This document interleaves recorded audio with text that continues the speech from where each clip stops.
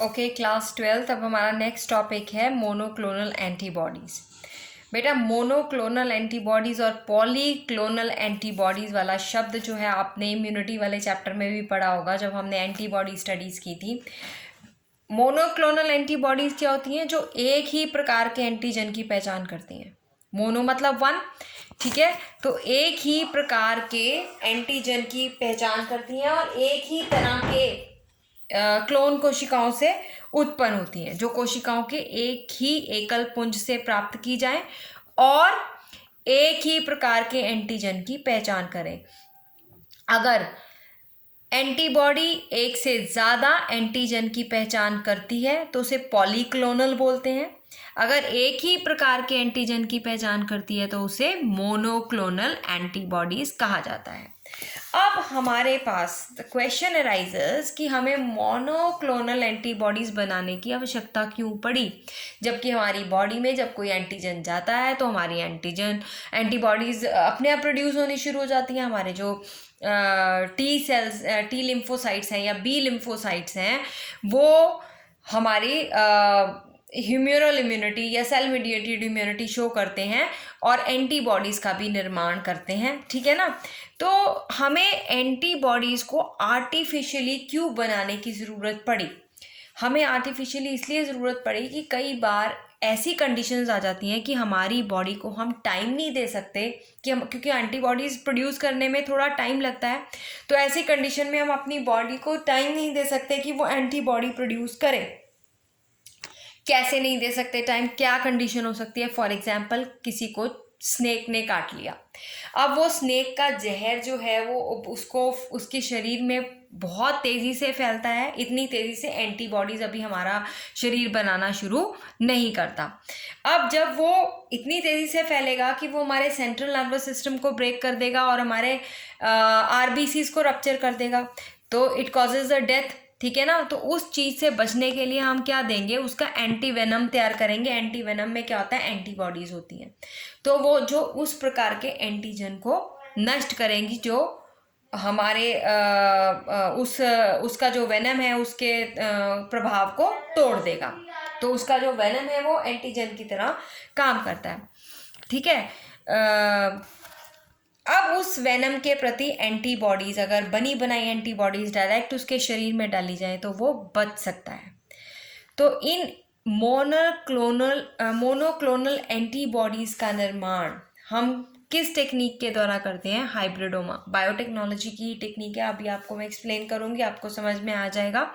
ये होती है किसके द्वारा प्रोड्यूस किया जाता है? ये प्रोड्यूस किया जाता है हाइब्रिडोमा। अब ये हाइब्रिडोमा क्या होता है? हाइब्रिडोमा होता है कि इसमें हम एक सेल बनाते हैं। उस सेल को हम एक्चुअली में दो सेल्स के कॉम्बिनेशन के साथ बनाया जाता है। एक सेल जिसमें प्रतिरक्षा यानी कि एंटीबॉडी को प्रोड्यूस करने की क्षमता है, और दूसरा कैंसरस सेल ले लेते हैं। कैंसरस सेल की में क्या गुण होते हैं कि वो बार बार डिवाइड करता है और अपने नंबर को मल्टीप्लाई करता है, ठीक है। कैंसरस सेल के गुण होते हैं, एक हम सेल लेते हैं कैंसर उत्पन्न करने वाली कोशिकाएं, दूसरा प्रतिरक्षा उत्पन्न करने वाली कोशिकाएं।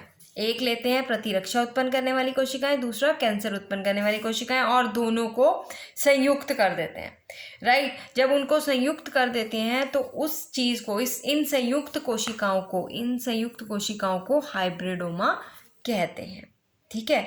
तो इस टेक्निक के द्वारा हम मोनोक्लोनल एंटीबॉडीज़ कैसे प्रोड्यूस कर सकते हैं, इसका एग्जाम्पल मैं आपको दूंगी। देखिए, वैसे तो अगर पुराने मेथड की तरफ जाएं तो पुराने मेथड में हम ऐसे कर सकते थे कि मान लो कोई भी स्तनधारी ले लिया, जैसे हॉर्स ले लिया, चूहा ले लिया, कोई भी स्तनधारी जंतु, उसके अंदर हमने जो था एंटीजन डालते और उसकी बॉडी में एंटीबॉडीज़ प्रोड्यूस होती और उसके सीरम से हम एंटीबॉडीज़ को अलग कर लेते, अगर हम अपने इम्यूनिटी वाले चैप्टर में पढ़े। और वो एंटीबॉडीज़ जो है वो हम डाल देंगे किसमें? जब ज़रूरत होगी किसी इंसान को। पर इसमें जो है सेफ्टी नहीं है। सेफ्टी क्यों नहीं है? क्योंकि अगर उस जंतु के सीरम के अंदर किसी और बीमारी के प्रति एंटीबॉडीज़ भी प्रेजेंट होंगी तो वो एंटीबॉडीज़ भी हमारे ब्लड में जाएंगी और वो एंटीबॉडीज़ हमारे ब्लड में जाकर हमारे लिए ही एंटीजन का काम करेंगी, ठीक है। तो उस चीज़ से बचने के लिए हम हाइब्रिडोमा टेक्निक, एक स्पेसिफिक एंटीबॉडीज़ का निर्माण करेंगे बाय दिस टेक्निक। इस टेक्निक में हम हाइब्रिडोमा सेल्स बनाते हैं। हाइब्रिडोमा सेल्स कैसे बनते हैं? हाइब्रिडोमा सेल्स बनते हैं अगर हम एक एंटीबॉडी प्रोड्यूस करने वाला लिम्फोसाइट लें और उसको संयुक्त करवा दें एक कैंसरस सेल के साथ। कैंसरस सेल का कौन सा जो करेक्टर है? कैंसरस सेल का करेक्टर है कि वो कंटिन्यूसली डिवाइड होता है, ठीक है। और जो लिम्फोसाइट है उनका क्या करेक्टर है? जो ट्रिगर्ड लिम्फोसाइट्स हैं जो एंटीबॉडीज प्रोड्यूस कर रहे हैं। तो हमारे पास ऐसे सेल्स बहुत ज़्यादा मात्रा में बन जाएंगे जो एंटीबॉडीज प्रोड्यूस करते हैं। यहाँ पर इन्होंने आपको एक चूहे का एग्जाम्पल लेके समझाया हुआ है। देखिए, एक चूहे के अंदर हमने एंटीजन इंजेक्ट किया, राइट। फिर जब हमने प्रतिजन इंजेक्ट कर दिया तो उसकी कोशिकाओं ने क्या बनाना शुरू कर दिया?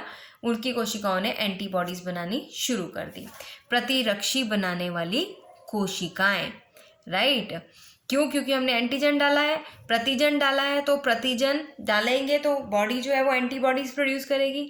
अब उसके बी लिम्फोसाइट्स जो एंटीबॉडीज बना रहे हैं, प्लस एक बोन मैरो से हमने निकाले ऐसे सेल्स जो कि क्या है? ट्यूमरस हैं। अर्बुद कोशिकाएं ट्यूमरस सेल, कैंसरस सेल हैं जो लगातार डिवाइड हो रहे हैं, ठीक है। तो ये दोनों कोशिकाओं को आपस में संलयन करा के हमने हाइब्रिडोमा बनाया। अब ये हाइब्रिडोमा सेल एक ऐसा सेल है जिसमें ट्यूमर की शक्ति है, यानी कि मल्टीप्लाई होने की शक्ति, अपने आप को बहुत ज़्यादा मात्रा में डिवाइड करता है, प्लस ये एंटीबॉडीज़ भी बना रहा है। तो इस तरह से हमारे पास हम इन सेल से एंटीबॉडीज़ को अलग कर लेंगे। और ये मोनोक्लोनल एंटीबॉडीज़ क्यों है? क्योंकि एक ही प्रकार के सेल से बनी हुई ये एंटीबॉडीज़ हैं, प्लस एक ही तरह के ही एंटीजन को ये रिकॉग्नाइज करती हैं और उसके प्रति ये एक्ट करती हैं। This is all about the monoclonal antibodies. अब हमारा जो नेक्स्ट टॉपिक रहेगा वो रहेगा ट्रांसजेनिक एनिमल्स। ट्रांसजेनिक आपने प्लांट्स भी पढ़े थे जिसमें आप लोगों ने पढ़ा था Flavr Savr tomato, golden rice, BT कपास, ठीक है। ऐसे ही जैसे हम लोगों ने प्लांट्स के अंदर उनके जीन्स को ट्रांसफ़र किया था, हमने बिल्कुल ठीक वैसे ही ट्रांसजेनिक एनिमल्स भी बनाए हैं जिनके हमने जो जीन्स हैं वो मैनिपुलेट कर दिए, जीन्स में हेर फेर कर दिया, क्योंकि हमें उनके अंदर वैसे ही करेक्टर विकसित करने हैं जो हमें चाहिए। तो इस तरह से ट्रांसजेनिक जंतु जो हैं वो भी बनाए गए हैं। ट्रांसजेनिक पारजेनिक चूहे, पारजेनिक गायें जो अच्छे जो हैं वो साधारण गाय के कंपैरेटिवली ज़्यादा दूध देती हों, ठीक है, और ज़्यादा इनको बीमारियां ना लगें, तो उनमें अपने अकॉर्डिंगली जीन्स इनकलकेट करने हैं। तो जैसे हमने ट्रांसजेनिक प्लांट बनाए हैं वैसे ही ट्रांसजेनिक एनिमल्स भी हैं। फिर हमारा इस चैप्टर का लास्ट टॉपिक रह जाएगा बायोपायरेसी।